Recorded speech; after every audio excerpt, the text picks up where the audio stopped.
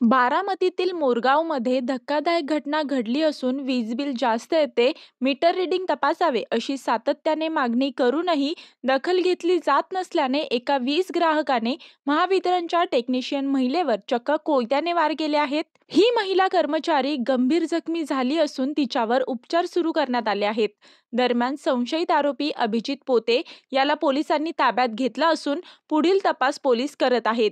ही घटना आज म्हणजेच 24 एप्रिल 2024 रोजी सकाळी 11च्या सुमारास घडली. अभिजित पोते हा महावितरणचा वीज ग्राहक असून त्याच्या घरातील वीज बिल सातत्याने जास्त येते अशी तो तक्रार करत होता. माझ्या घराच्या वीज बिल मीटरचे रीडिंग घेऊन हे बिल का जास्त येते हे पहा असे तो सातत्याने सांगत होता.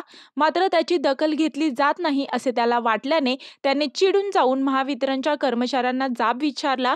यामध्ये रिंकू राम थिटे ही तांत्रिक कर्मचारी महिला त्याच्याशी बोलत असताना त्याने रागाने तिच्यावर कोयत्याने वार केले. अचानक झालेल्या या घटनेने रिंकू थिटे ही महिला कर्मचारी देखील घाबरली.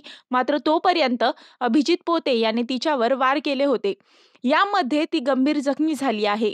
मी वर्षा काटेकर, योद्धा न्यूज, नवी मुंबई.